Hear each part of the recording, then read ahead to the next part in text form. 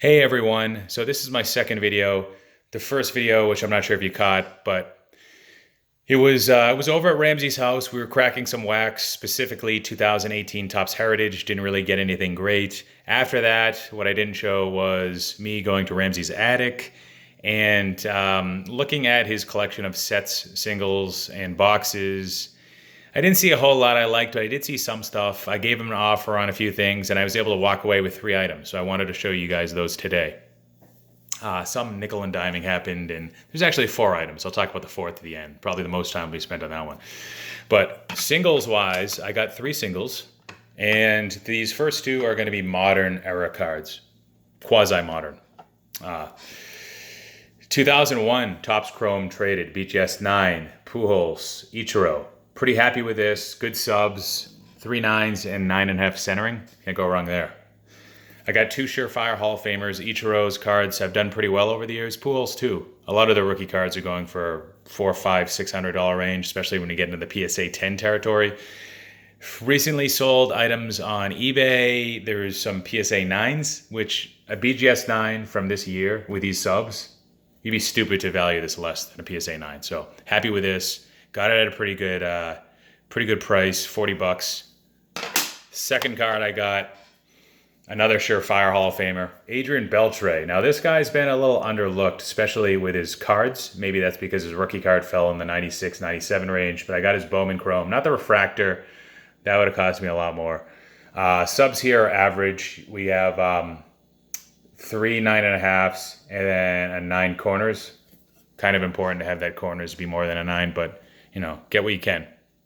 So that was $60. I think Beltre's a guy that's always been undervalued. I think that people haven't fully come to terms or embraced the fact that he's going to be a Hall of Famer, potentially a first ballot Hall of Famer.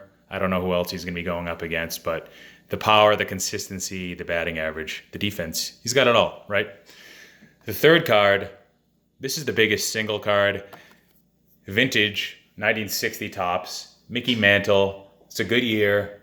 It's a Mantle that's got a 7 centering by Beckett standards. Pretty solid surface too. Surface is 6.5 with 6 edges and 4 corners. Overall, pretty good. It's got pretty good eye appeal. The one thing that might not come out that much in the video is that the yellow here isn't quite as vivid as some of the other cards from this era or this set. So what you'll notice and what kind of shows here, 6.5 surface.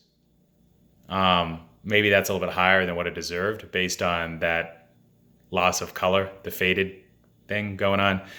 And I think you'd notice that across vintage card grading overall. They don't often discount the card enough when the colors aren't popping out enough, and vice versa. With a card with vivid colors often gets underscored, but will sell for a lot just because it's got that eye effect. So that's it with the singles.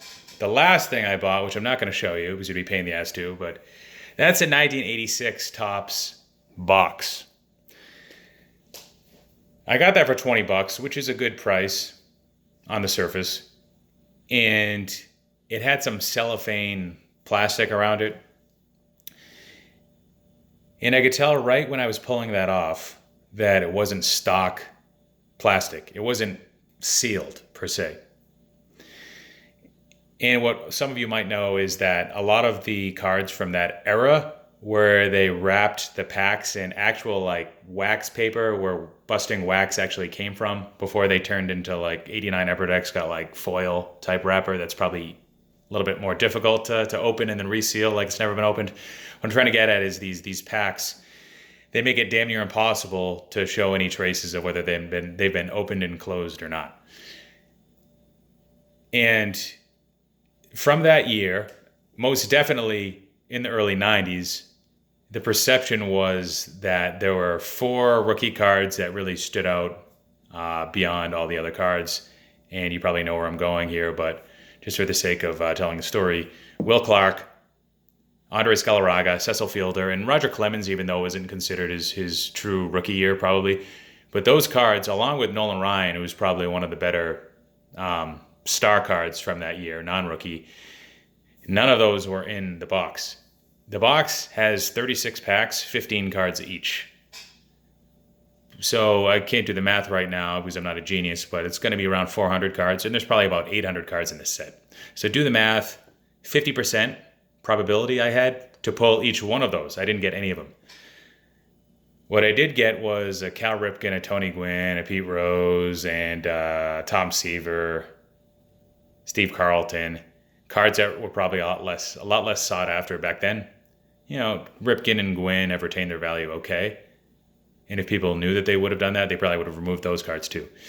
So long, you know, I learned my lesson, and $20 was a fair price.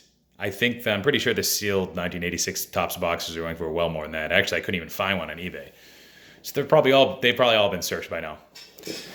So I'm not going to ask for a refund because I did get a decent price on that when all said and done.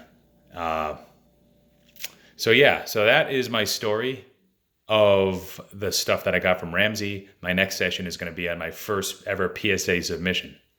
All right. So thanks, guys. Take care. Have a great weekend. And leave me a comment. Thanks. Bye.